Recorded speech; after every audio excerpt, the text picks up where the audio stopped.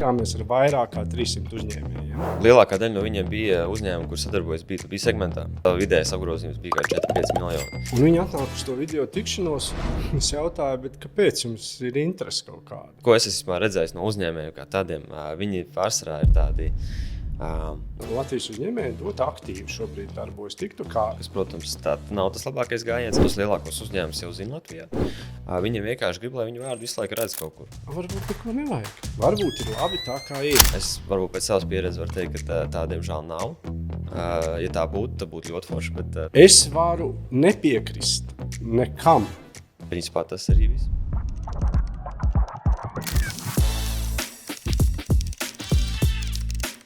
Sveiki, Haist mārketinga diskusijā. Un šodien mēs parunāsim par sekojošu tēmu – digitālā klātbūtne no uzņēmēja skatu punktu. Tātad viņu pārliecības, viņu uzskati, viņu pieredzes un principā aktuālā situācija. Un par to es runāšu kopā ar savu kolēģi digitālā klātbūtnes ekspertu Aleksi, un mans vārds ir Ričards. Un, jā, uzreiz rodas jautājums, kāpēc mēs par to varam runāt. Tāpēc, ka janvārs, februārs bija diezgan intensīvs mēnesis, kur mēs video tikšanās formātā, par to mēs arī mazliet vēlāk pastāstīsim, tikāmies ar vairāk, ne tikai mēs, vēl mūsu kolēģis, arī Ilona un Svetlana, tikāmies ar vairāk kā 300 uzņēmējiem. Un šis ir vienmēr bijis vērtīgāk, ja? Reāla pieredze. Reāli, teiksim, tādi keisi, ja, reāli stāsti, jo, protams, ir labi statistika, protams, ir labi analītika, bet ja, dosim tomēr to, ko mēs piedzīvojām, ko mēs pieredzējām ja, šo 2 mēnešu laikā, un es domāju, ka tas jums arī patiešām būs vērtīgi.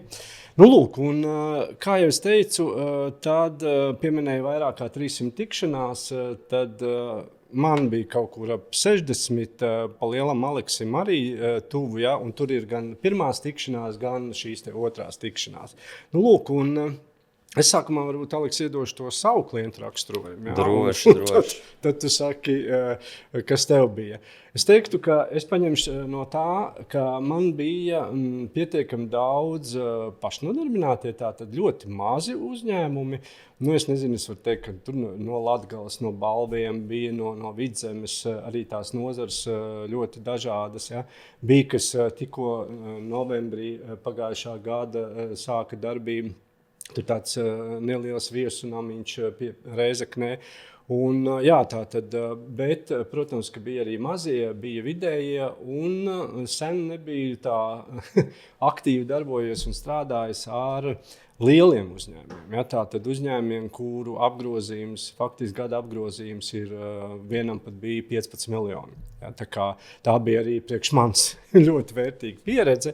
Jā, un, kā es teicu, startupi, arī uzņēmumi ar ļoti ilgu pieredzi biznesā, un tas patiešām bija vērtīgi. Varbūt Aleks iedod no savas puses to savu, ar kādiem klientiem tu tikies. Jā, es pārsvarā lielākā daļa no viņiem bija uzņēmumi, kur sadarbojas B2B segmentā.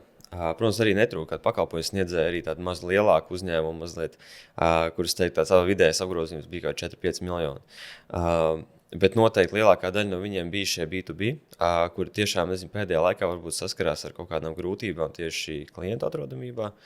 Tāpēc tādā ziņā es teiktu, es arvien vairāk saskaros tieši ar šādiem uzņēmumiem, nekā tur pakalpojumu sniedzēju, kā bija, piemēram, pagājušā gada pēdējā ceturksnī, tā varētu teikt.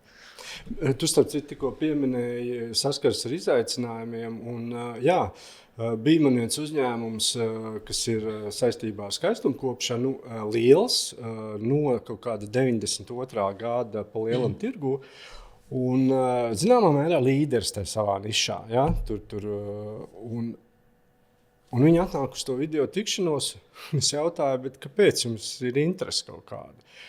Un lūk, te ir tas vērtīgais, ja, kad mēs tiekamies un runājam ar uzņēmēju, ka izrādās, ka neskatoties to, ka it kā tu joprojām esi līderis, ka neskatoties uz to, ka tevi tā kā zina, jā, ir tie jaunie izaicinājumi, jo tagad ir daudz plašas iespējas daudz ko nopirkt internetā, pasūtīt un patiešo un tā. Un viņi ar to saskarās. Un viņi redz, ka krīt zināmā mērā apgrozījums, krīt kaut kāda klientu plūsma, un tāpēc arī jā, bija šī tikšanās. Tā kā es pilnībā piekrītu tev. Varbūt tev ir kaut kas...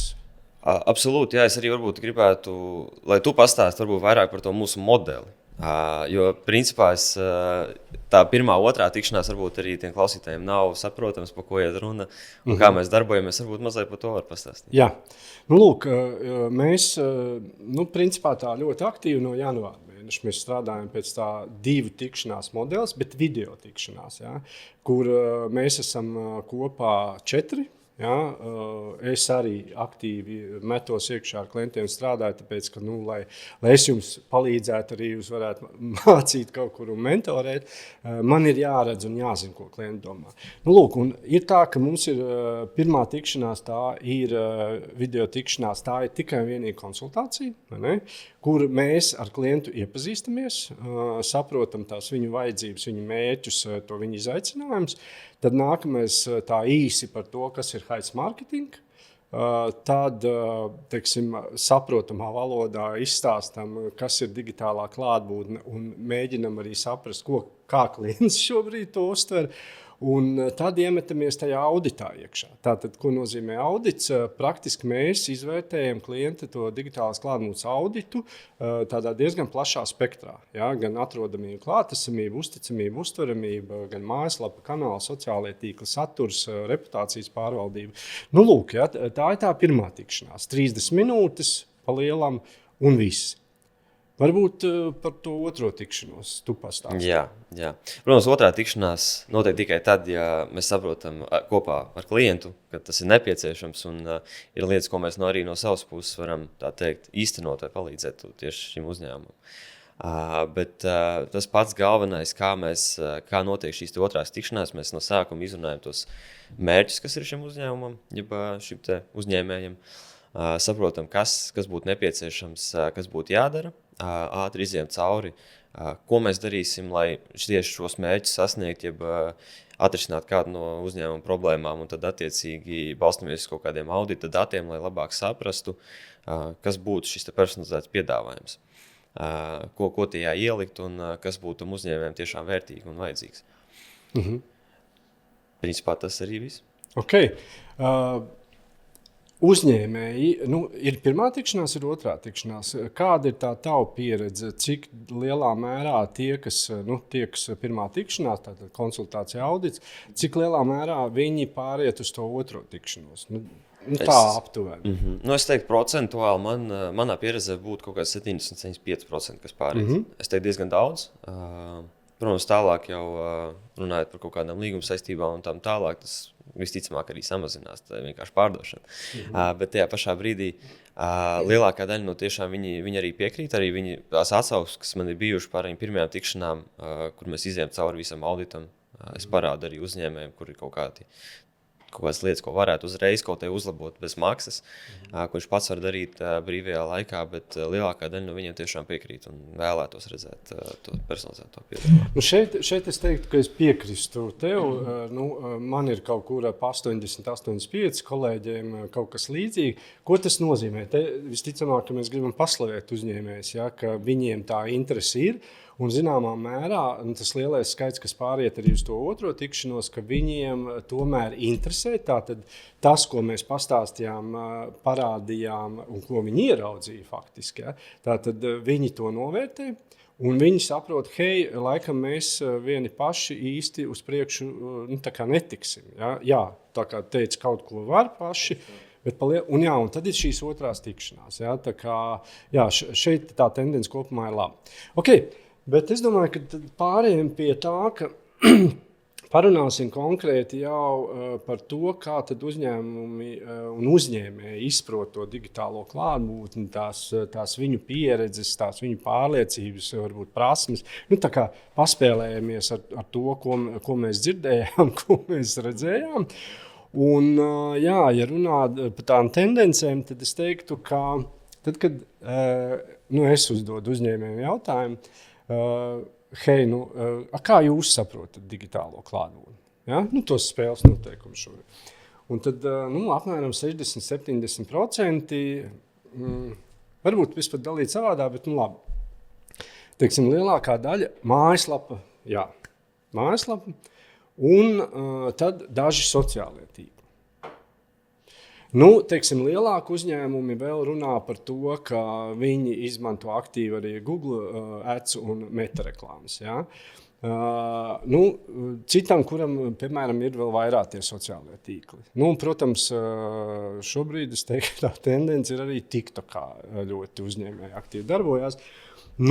Tāda ir to uzņēmēja izpratnē par digitālo klātbūtni ar tiem, kuriem es esmu runājis. Padalies, kāda ir tavējā. Ko es esmu novērojis, arī es teiktu, tā pats galvenais būtu tā mājaslapa. Es teiktu, pat 90% no viņiem teikt, ka digitāla klātbūtne, mājaslapa viss. Varbūt kaut kādi sociāli tīkli, Instagrams, Facebooks, lielāko daļu no laika tas ir Facebooks, ja mēs skatāmies uz kaut kādiem B2B segmentiem, kur arī paši klienti ir teikuši, ka viņi redzētu kaut kādu atdevu no tā visa. Bet principā lielākā daļa no laika tiešām pietiek, viņi arī saka, ka viņi pietiek ar mājaslapu. Bet es varbūt pēc savas pieredzes varu teikt, ka tā diemžēl nav. Ja tā būtu ļoti forši, bet tā diemžēl mūsdienās arī nav. Principā, vairāk es neko īsti neesmu dzirdējis, jo ļoti tā teikt šaura, tā izpratne ir šaura. Bet ko viņi saka tajā brīdī, kad mēs sākam runāt par to, ka digitālā klātbūtne nav tikai mājaslapa un daži sociālie tīkli, ka tu sāc runāt par kanālu skaitu, ka tu sāc runāt par saturu, ka tu sāc runāt par reputācijas pārvaldību, kur es tieši šobrīd arī to webināru gatavoju par atsauksmēm.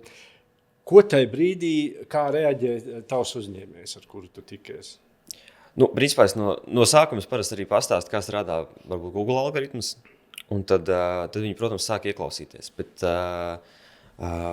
pēc viņa pieredzes, ko es esmu redzējis no uzņēmējiem kā tādiem, viņi pārsvarā ir tādi skeptiski par to visu. Protams, tas pilnīgi saprotam. Jau kā mājaslapa ir, man tur viss ir pasies maniem, cik viņas forši ir uztaisīts, cik tur viegli viss ir optimizēts un cik viegli ir atrast kaut kādu vai piedāvājumu vai kontaktālruni un tā tālāk.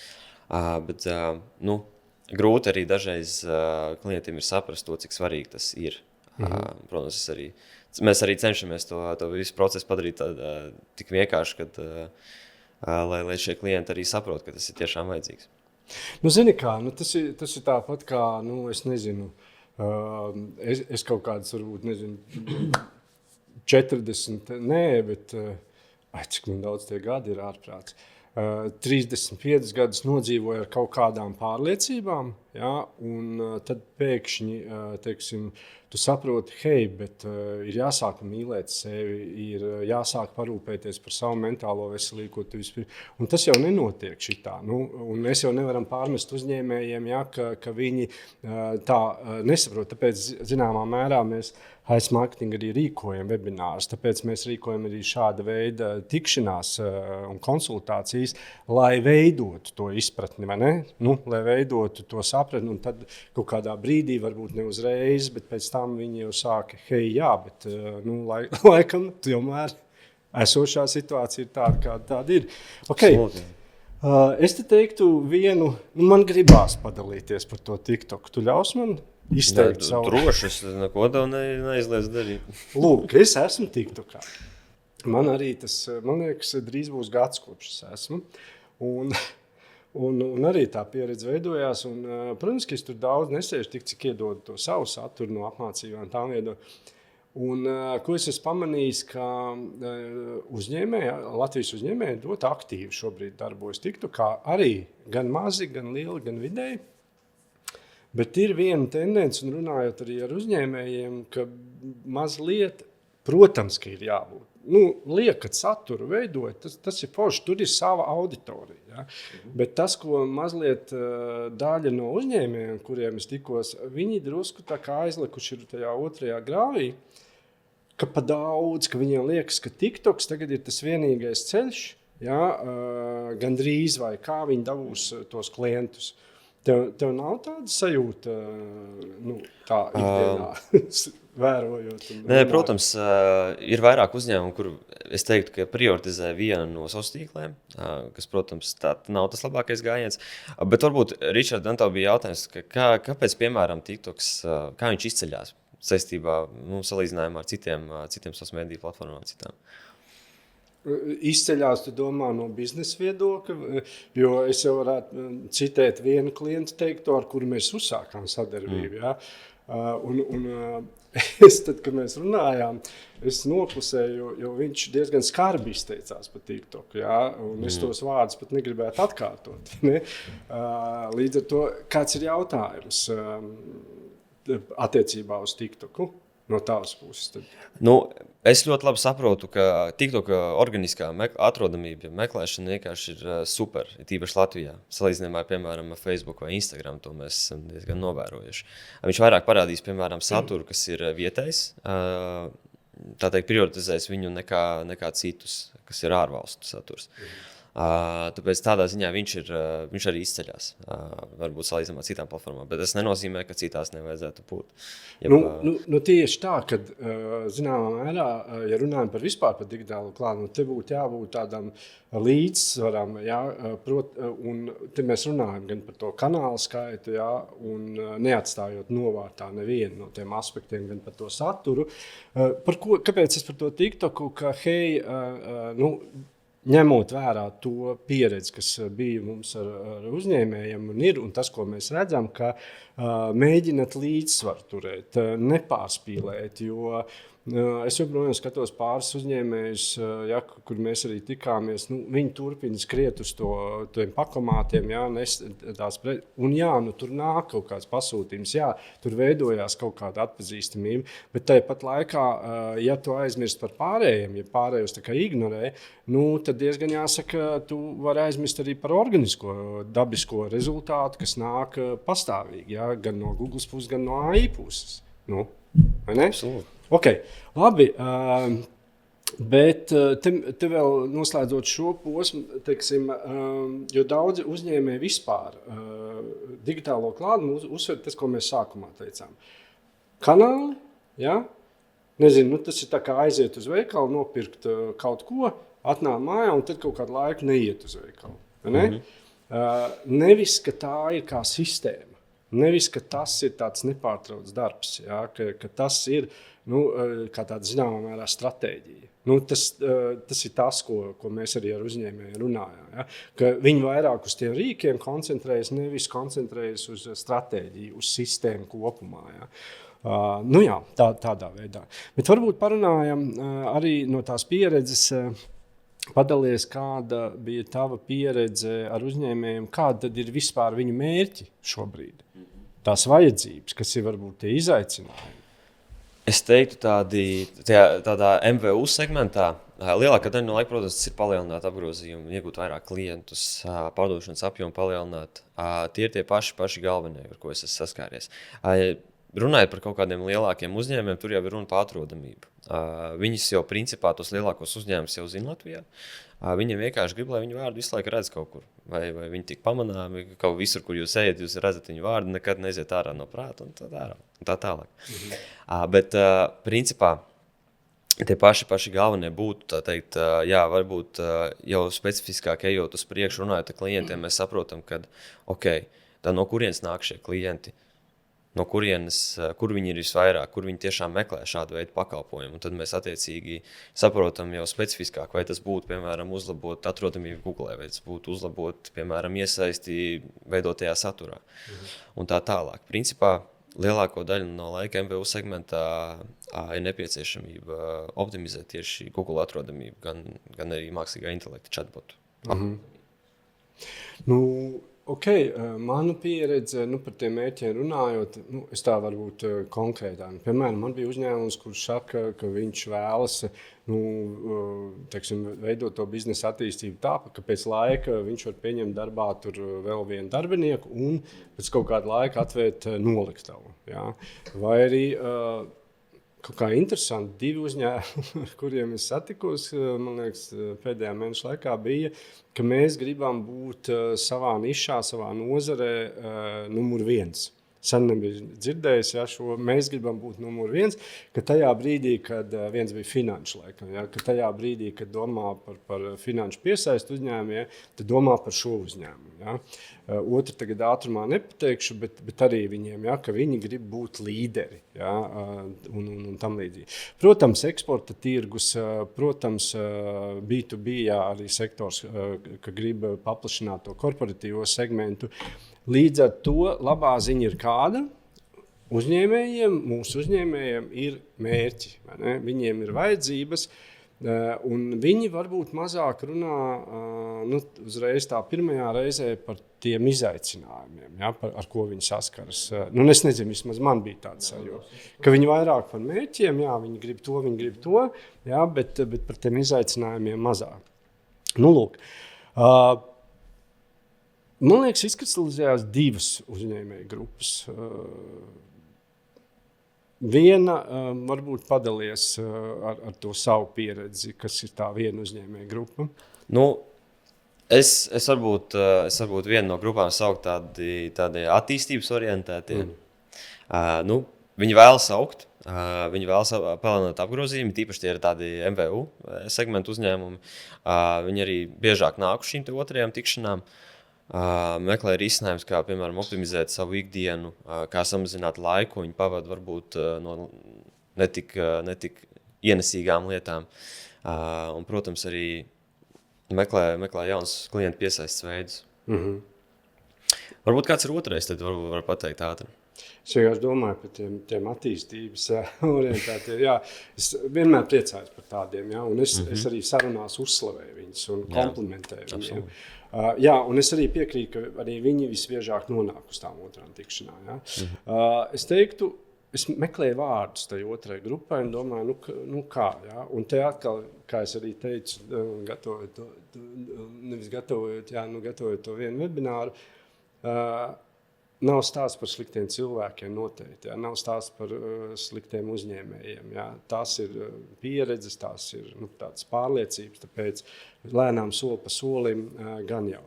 Bet jā, mūs visi zina, mēs paši visu izdarīsim, mums pietiek, mums ir specifiska nozare, un tagad es tikšanās uzdodu jautājumu, tādu provokatīvu jautājumu. Ja?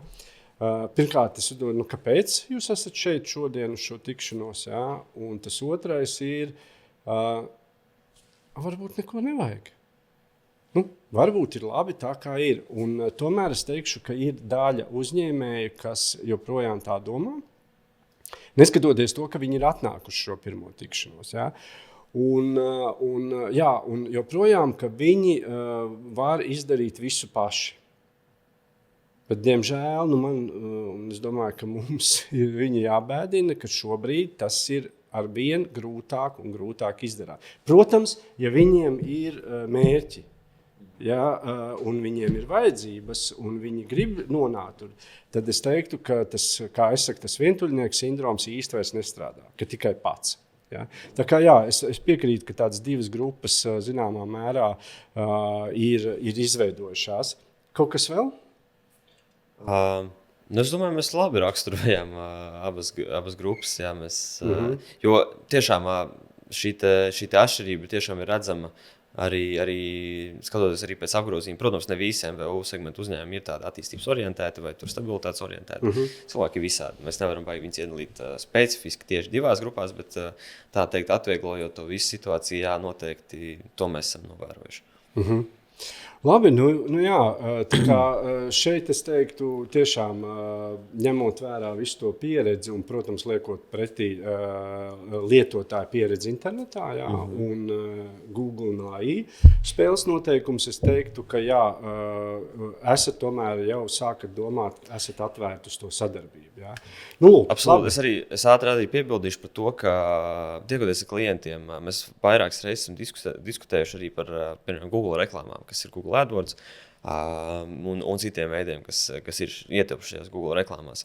Un bieži vien klientiem arī nav tik laba izpratne par to, cik tas vai nu pakalpojums maksā, vai tas darbs, kas tajā ietilpst. Viņi, piemēram, ir varbūt jau kādreiz pirms 5, varbūt pat vairāk gadiem jau likuši kaut kādas Google reklāmas, un tur attiecīgi tā cena bija daudz mazāka, bet tagad mēs esam tiešām novērojuši, ka konkurence ir milzīga, arvien vairāk un vairāk uzņēmumi tiešām parādās internetā, un tāpēc arī šīs te, tā teikt, pakalpojumu sniedzēji palielina šīs te cenas, lai tā teikt noturētos. Bet te man nāk viena situācija, ko es runāju, kravu pārvadāšana loģistika bija uzņēmējs arī patiešām vairāk kā miljons apgrozījumu gada, un kur viņš sēž un viņš atzīst, ka viss ir sadrumstalots. Vienā vietā viņam ir mājaslapa, tad viena meitene viņam veido sociālos tīklus, saturu, un arī tikai 2-3. Ja? Tad kaut kur trešais, it kā viņi vēl investē arī Google Ads un metareklāmās. Un tagad atnāk Ričards, HS Marketing, un saka, hei, bet ir digitālā klātbūtne, vispirms ir jāsakārto pamats, un tas ir kanāli, tas ir saturs un vispārējais. Viņš sēž, es tagad vispār nesaprotu, ko man darīt. Es saku, un te ir tas stāsts par sadarbību, tur, kur var, tad virzīt uz vienu sadarbības partneri, bet ja nē, tad veidot tādu kā mazu aliansi, ja, un mēs arī tur bijām, mēs tikāmies ar to mārketinga meiteni, kas veido saturu, ja, patiesībā piesaistījām arī mājaslapu, un veidot tādu kā mini aliansi, ja, lai tad virzītos tālāk, ja, patiešām to digitālo klātbūtni sakārtot attīstīt, ja vajag, tad metareklāmas un vispārējais, un uzņēmējs tikai iegūst. Nu, tā vēl papildinot. Ja? Okay. Bet tagad pārējiem pie otrās tikšanās, kas tā bija, mēs jau tā kā izrunājām, un es varbūt noraksturošu tos klientus, kuri noslēdza. Ja, sadarbību, jeb slēdz sadarbību par digitālās klātbūtnes sakārtošanu un attīstību. Viņiem ir reāls mērķis. Ja, viņiem ir reāls attīstības mērķis. Viņi ir gatavi klausīties un dzirdēt. Viņi ir gatavi mainīt savas pārliecības. Patiešām. Ja. Viņi analizē, viņi vērtē datus, viņi vērtē rezultātus, gatavi mainīt to pieeju. Un te ir klasisks stāsts, ko es velku cauri visiem saviem gadiem, kad es strādāju pārdošanā aktīvi jaunībā. Ja. Es biju pie viena liela uzņēmuma, tur bija mārketinga meitene, un viņa man teica tā, es varu nepiekrist nekam no tā, ko jūs sakat, ka, pieņemsim šodienas kontekstā velkot, ka man nevajag neko vairāk, man vajag mājaslapu tikai, ja, un man pietiek ar sociāliem tīkliem. Viss. Bet aiz manis ir uzņēmums. Man ir jādomā par uzņēmumu, nevis par to, ko es uzskatu. Ja? Un man ir jāatver, man ir jūs jādzird, man ir jūs jāklausās, un te ir tas stāsts, ka tie uzņēmumi, kuri noliek priekšplānā to savu lolojumu, to savu uzņēmumu, ja, saprotot, ka vispirms viņi, un tikai tad viņu kaut kādas tās baigās pārliecības, pie kā viņi pieturās, tad tas ir tas visefektīvākais ceļš. Ja? Un tie uzņēmumi tad arī teiksim, šo sadarbību noslēdz. Varbūt padalies ar negatīvu pieredzi tie kuri nenoslēdz to sadarbību, neuzsāk, es teiktu, tā to sadarbību. Te jau nav runa par vai labiem vai sliktiem uzņēmējiem. Te vienkārši ir dažādi iemesli, vai tu vienkārši mēs nevaram jebkādā veidā palīdzēt viņiem, vai tur ir ļoti specifiski tie cilvēki un saprot, ka tomēr šis būs pa daudz vai šis būs pa maz un tā tālāk. Jebkurā gadījumā mēs, protams, veidojam šo personalizēto piedāvājumu, lai visu izdarītu pareizi un klientam viss patiktu. Bet jebkurā gadījumā es daudz reizes redzēju tādu, tā teikt, vienturnieku sindromu. Tomēr pats esmu redzējis šo visu, tā teikt, es darīšu visu, es visu varēšu pats izdarīt. Kaut arī mēs ļoti skaidri zinām, ka tā nav patiesība. Tiešām laiks ir tik viņš ir dienā. Ja to varētu pagarināt, es arī labprāt pagarinātu. Bet tajā pašā brīdī arī ir kāds bailes no investīcijas, nezinu, vai no tā būs atdeve. Arī tādi personīgi uzskati par pašu pakalpojumu, par mums vai tam cilvēkam, kas to sēž pretī. Vai arī tas ir kaut kas, ko es varbūt pateicu pirmajā tikšanās reizē. Tā kā faktoru tiešām ir diezgan daudz. Tas ir pilnīgi normāli. Vienkārši arī ir cilvēki, kas varbūt netik sistemātiski vai nav tie cilvēki, kas var tik sistemātiski paskatīties savu uzņēmumu. Bet jā, kā teicu, tas jau nav par sliktiem uzņēmējiem. Te ir stāsts, ka mēs turpinām, un jebkurā brīdī, ja viņi vēl ir tādā pārdomu procesā, tad viņi var atgriezties. Un galvenais, ka novēlēt viņiem, ka viņi ieklausās, mēģina saprast, mēģina izprast, un zināmā mērā, jebkurā brīdī mēs esam pieejami, zvanīt, rakstīt, un tiekamies. Varbūt tad, tādu kopsavilkumu par šodienas to diskusiju iedod no savas puses uzņēmējiem. Jā. Protams, es teiktu, ka jāvelta laiks ir pašam savai izpētei, pastīties, kas varbūt ir, ko dara līdzīgi uzņēmumi jūsu nozarē. Pirms jau kādas varbūt sadarbības uzsākšanas, varbūt arī tādā veidā varat redzēt, kas strādā citiem. Varbūt jau ir kāds cilvēks, kas aktīvi darbojas savos tīklos, uzreiz var arī no viņiem kaut ko iegūt, uzzināt un tā tālāk.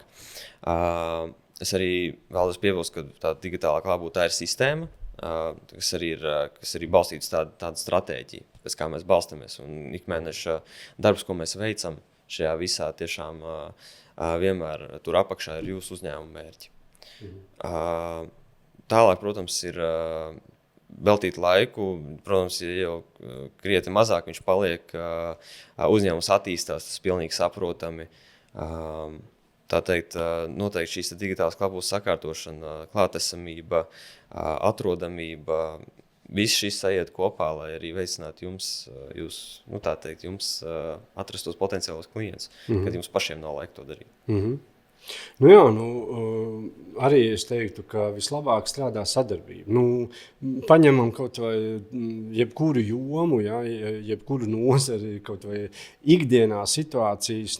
Protams, ka vēlreiz, te nav stāsts, ka tikai viena puse dara. Piemēram, kaut vai uzsākot sadarbību, ka HS Marketing tagad izdarīs visu. Nē, te ir stāsts joprojām par 2 pušu sadarbību. Un arī tai vienai pusē, arī tam uzņēmējiem ir jādara. Bet tad, kad sadarbojas kopā, mēs esam profesionāli savā jomā, savukārt uzņēmējs ir profesionāls savā jomā, un ir viņa mērķis, saliekam to visu kopā, un tad veidojas tā uzņēmuma attīstība. Tad zināmā mērā tiek sasniegti arī tie rezultāti, ko grib. Un te ir stāsts, tas, ko es jau teicu, vienalga, kādas ir jūsu pārliecības, uzskati, pieredze, zināšanas.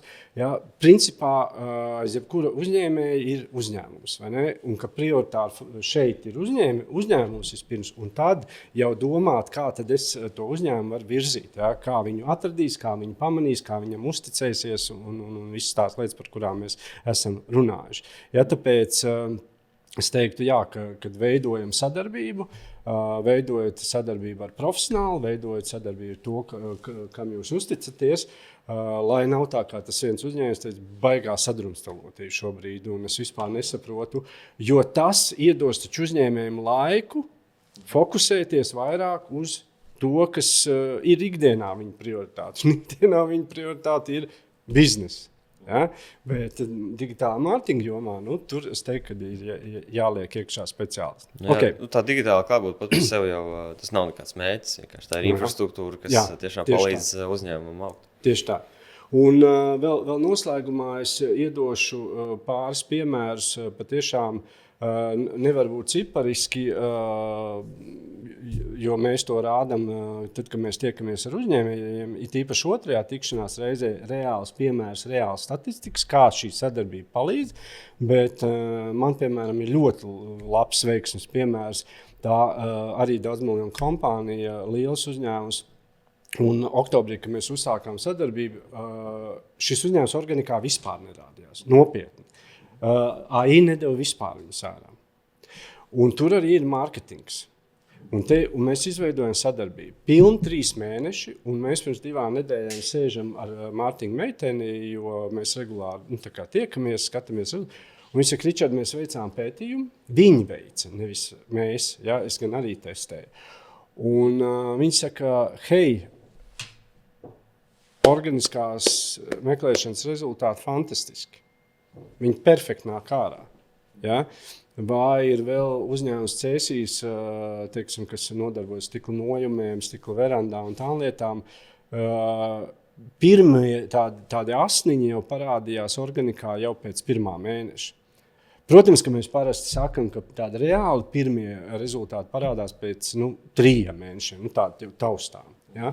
Bet, protams, abām pusēm sadarbojoties. Tā kā piemēri ir, rezultāti ir, un tas, ko mēs ar Aleksi šodien dalījāmies, tā bija reāla pieredze. Tie nebija izdomāti stāsti, tie nebija izdomāti argumenti un kaut kāds, es teiktu, tas nebija ūdens.